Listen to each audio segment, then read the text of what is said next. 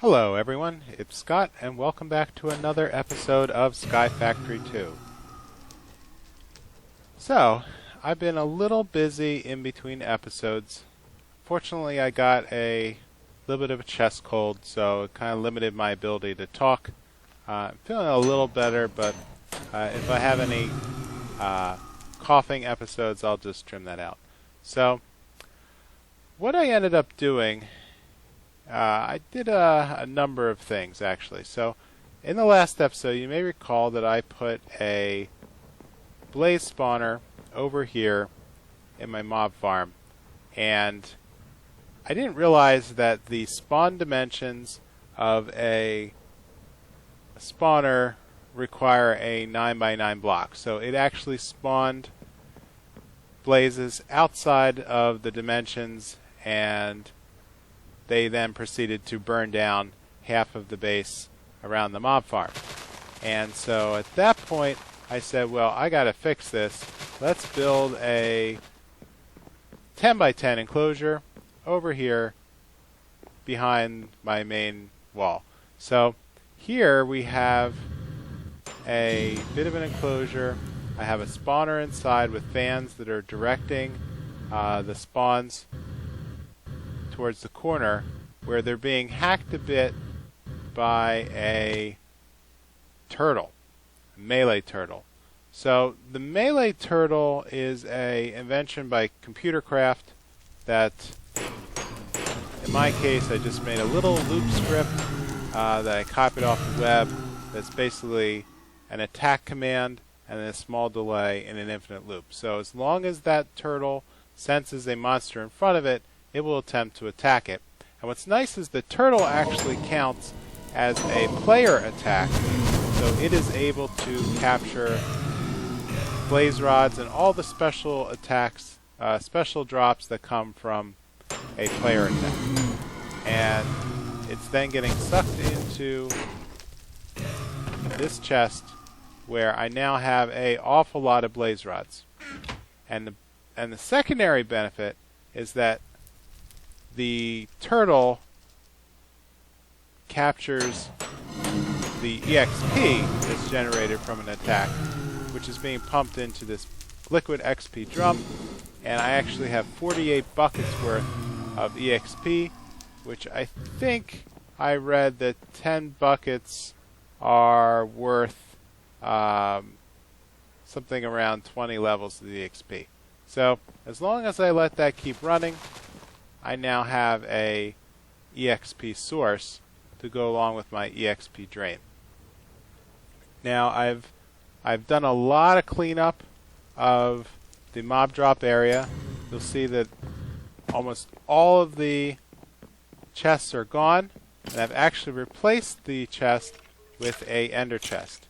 So the ender chest, you have two flavors: the vanilla Minecraft one, where you have a shared inventory, but you're limited to, I think, the traditional 9x3 items. And what's important about the traditional ender chest is that it cannot interact with any mods. So they cannot push or pull. It essentially acts like its own player inventory, and it's not interactive. So the ender storage ender chest is fully import-export aware. So things can dump into an ender chest and be extracted over into our Emmy system without me even needing to be over here. The grinder continues to grind the mobs and capture the EXP as essence, which is still powering the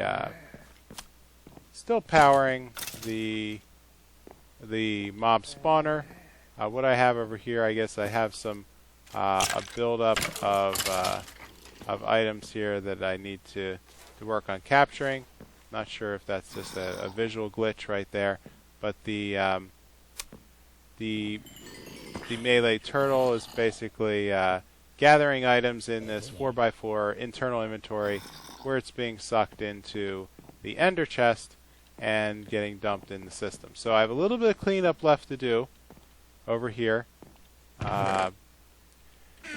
eventually all of these items I'm going to pump into the ender chest here, basically by just dropping chests right next to this transfer node, and it'll eventually just keep dumping things into the Emmy system.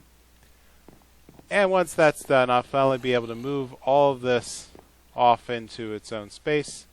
The loot recycler is up to 312 normal loot bags, which I'll have to process at some point, but I think I made good progress there. So I've been cleaning out the auto packager receiver area. I've cleaned up some of the extra chests around here, and most notably this catch-all chest of ores. I cleaned it out, and then I started pumping the liquid from downstairs back in. I extended the size of the furnace one additional dimension, so it's now 4x4 instead of 3x3. So it actually handles a massive number of products now. Flip that around. And so the smeltery is fully functional. Over here on this side of the base, I have been tinkering with, this simple looking contraption where I have a whole bunch of auto packagers feeding chests that are pumping stuff back in the middle. What that's actually doing is I have a 16 block,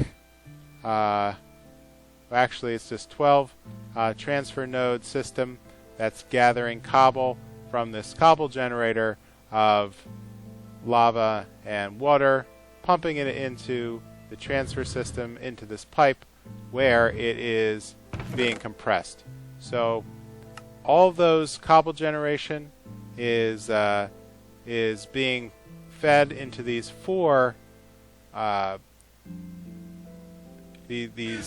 packagers, where depending which item has a 9 count, is being sucked in, dumped out into the outside chest, where it's being picked up by servos and placed back in the middle. And this looping is actually, I would say, parallel processing a massive amount of cobble. So I'm going from cobblestone to compressed, the double, the triple, quadruple was in here for a while, but it got sucked into quintuple 5 times, and now I'm up to a 6 times multiplier of cobble. The ultimate goal is to run this up to an 8 times compressed, I think it's octuple compressed cobblestone, and then it produces an interesting item called bedrockium. And so that actually is used to make some extremely large storage containers. And what's nice about this little setup is I can just let it run in the background, and it's parallel processing everything. So over here I also added a charcoal factory, for lack of a better name. It's just a simple loop system that takes wood, dumps it into the furnace produces charcoal. So with a furnace, if you feed, it has a feeder into the top, which dumps into the upper left block. Fuel has to be fed in from the sides, which is our charcoal, and then finished products get sucked out the bottom. Now if we feed trees, the finished product happens to be charcoal, and then the charcoal is then sucked up back and placed into the side. So after one tree, I now created an infinite loop that's now capable of producing stacks upon stacks of charcoal.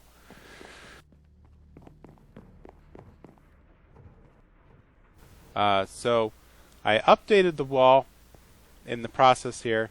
I've added a couple more goals for the long term. A tesseract is an item that wirelessly transmits items and energy, I think mostly energy, between parts of an ME system. I want to take a look at some automatic enchanting. So I want to work my way up to an enchanting book. so I can do a better job of capturing some of this lost EXP. And what I really want to do is get working on the automated crafting portion of the Emmy system.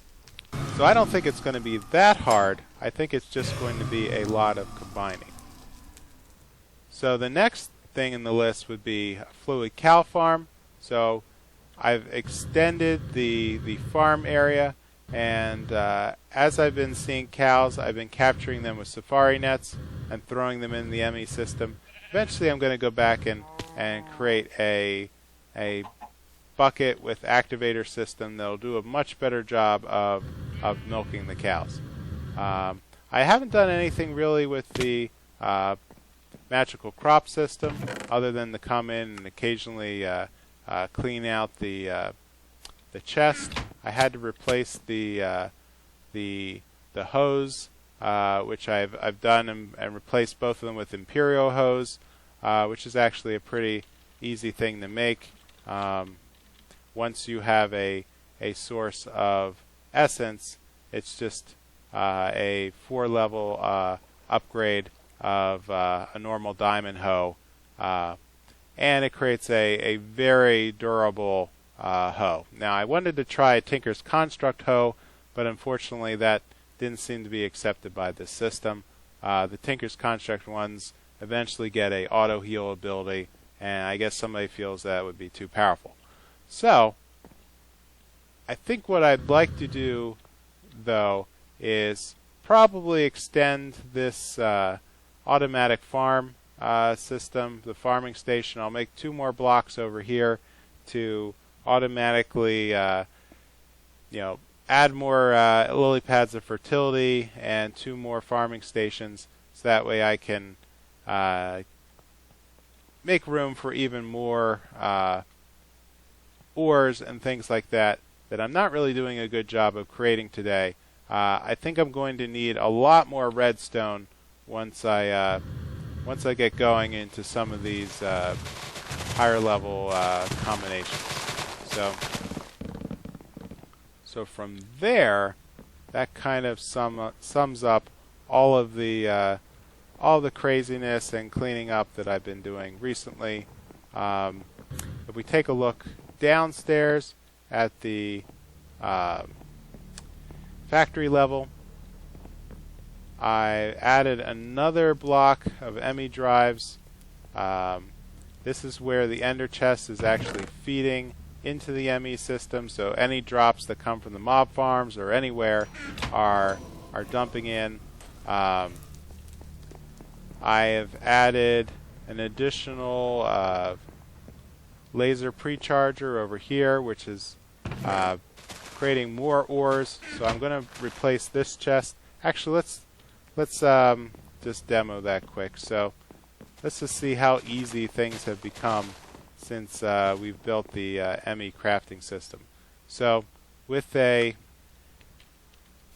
we just want an ender chest, right now it's as easy as clicking and grabbing one, and then we come downstairs. I can just swap this guy out with the diamond dolly, place a ender chest on top, and like that, I've now created an automatic feed into the Emmy system. So we can see as things are being sucked out. And see it's linked to all other ender chests, so I'm actually watching as drops are coming in from the mob farm. So I'm going to go and probably replace this gold chest, which is the output of the sludge farm. I'm going to replace this, probably build some new contraption up here, because this chest is getting jammed with way too much wood. So I'm going to move all these into the system, and then work my way towards cleaning up this area, and that should give me a lot of projects on the side. So there's actually a couple more things I want to demo quickly. I added this device called a power monitor. The formula is actually pretty simple, provided that you have a conduit probe, which I'm finding is being dropped from the mob drops once I open up the loot bags. And what this device does is it actually gives some technical readouts of the energy system. So I'm finding that it was really good in helping me learn that I was running a deficit on my power generation. So I had installed too many devices that were consuming RF, and this had dropped perilously low, and I was finding that some machines weren't working. So once this reaches 5 million, it's going to end up filling up the conduit storage. So at that point, I'm going to really need to build some capacitors to do a better job of storing the excess RF power.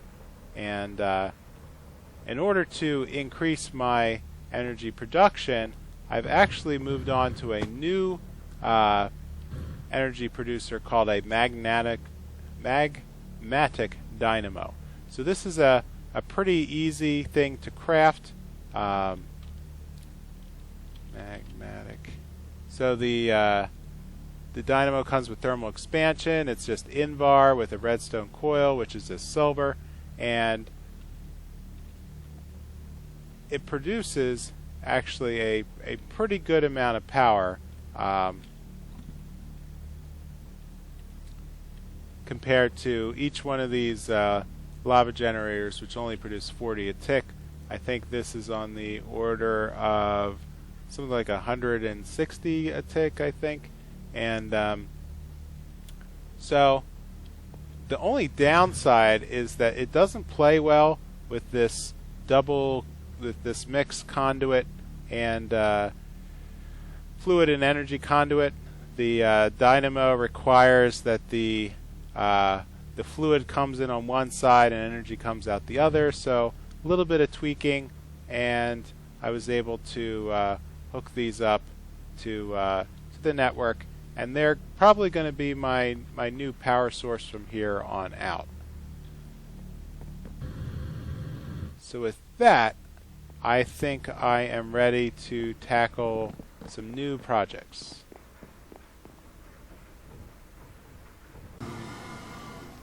Alright, we're back, and I've done a little bit of cleaning up here. Consolidation of the chests and feeding the ME system. So I think I'm at the point where I'm ready to begin the prep work for making automatic ME crafting. So this crafting terminal supports more than just building this 3x3 block. There's a secondary crafting that allows cascading of jobs. So with some special parts, we can use the ME system to actually create some of our products on the fly by decomposing the ingredients and putting them through a molecular assembler construct. So I can't do that yet, but very soon I think I should be able to. So let's start crafting some of the parts that we need for this device. So the first thing we need is a coprocessor, specifically the crafting coprocessing unit. So this is not a complicated recipe, it's just a crafting unit with an engineering processor.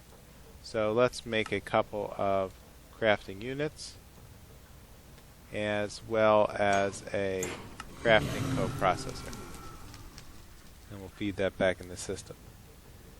Next, we're going to need something called a crafting storage. So this block is just like the other pieces. It's a housing block that can hold a number of slots that sort of act as the buffer when we're creating recipes with multiple parts in them. So that's another one of these crafting units, and we need another storage component. And let's just build the basic 1K crafting item. And there we go. The last piece we need is the molecular assembler itself.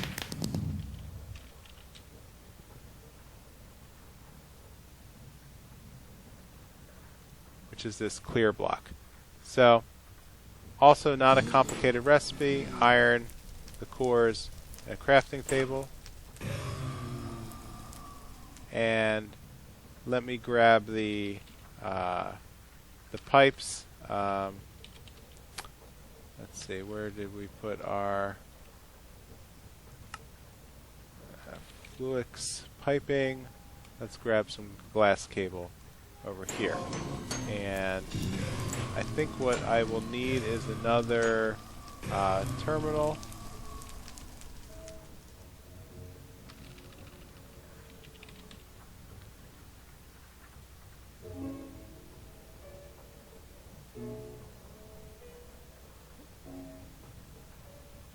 Let's make another Emmy terminal. Do I have the parts for it? Need an illuminated panel before I can make that terminal. Great. And so let's head downstairs to the Emmy system. So, as it was relayed to me, what we need to do is hook these up in a certain order. And what we see is that see how it changed color when we added it to the controller? So all these things need to be touching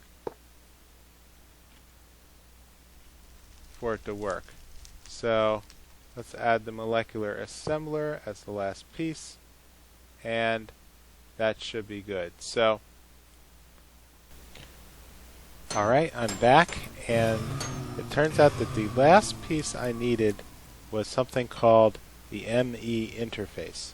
So this ME Interface is just an annihilation core and a formation core, and with that I can put all the pieces together down here, and the coprocessing unit has to touch the interface, and the interface has to touch the assembler. And so, with that, we are ready to create a new device called a blank pattern. And so it's not the paper pattern, it's the new Applied Energistics 2 blank pattern, which is a pretty simple recipe. And this recipe is what's going to give us the ability to craft items automatically. So if we head over to our ME pattern terminal, what we need to do is come up with a recipe that we may need to craft a lot of. So let's go back to the let's say a storage drive, right? So let's say that in the future we're going to need to have a lot of 1K storage cells. So this would be the pattern that would make a single storage cell. Just to double check. Okay, so we're missing a storage component. If I were to grab one of these storage components, throw it into the system, go back here, throw it into the system. Ah, my system's getting full. Okay, great. Let's take a quick cut and clean that up. Alright, now let's say we wanted to create a storage cell, right? So our 1K storage cell is going to be made out of, glass and this storage component. So let's say that to make a storage component, I'll take a blank pattern, and here in the pattern terminal I'm going to click the encode pattern to build a encoded pattern that makes a 1K Emmy storage component. And with that storage component, let's make a pattern that actually creates the 1K storage cell itself. So now I have two patterns, two encoded patterns. So if I hold the Shift key, it'll show me the kind of item that that pattern makes. And so what I'm going to do is head back down to the Emmy system, and I'm going to put this pattern into the Emmy Interface block, into this pattern section at the bottom. So now I have one pattern that makes patterns. I have a encoded pattern that makes storage components, and a pattern that makes storage cells. And what's different now about the interface is that if I come under the normal crafting terminal and go under View Stored Craftable, if I look at my craftable items, I can now make a 1ME storage cell by clicking Create. I say, let's create one of them next. And these are all the dependencies that it would take to make a 1K storage cell. Now, right now, if I go back to our storage component,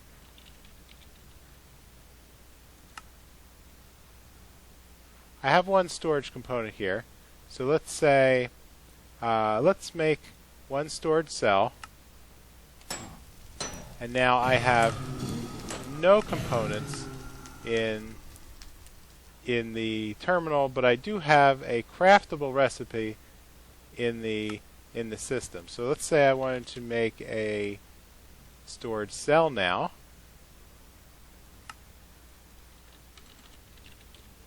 So I can craft the storage cell. Let's make one. And now notice that what it's doing, it says that it needs to craft a storage component, and it knows how to do that. So I can just hit the Start button, and it'll automatically build the dependency and put it back into the storage system. So like that, I now have a second storage cell without having to go through all the trouble of combining and all that nonsense. I'm now at a point where I can mass produce storage cells, provided I have the input material, but this is going to greatly help speed up the expansion of the Emmy system. And so with that, I think I'm going to call it an episode. And if you could please leave a comment or a like and let me know how I'm doing in these videos, I would really appreciate it. And if you could toss me some ideas of what I'm doing wrong or what I can expand on, I'd really appreciate it. And I will see you next time. Bye.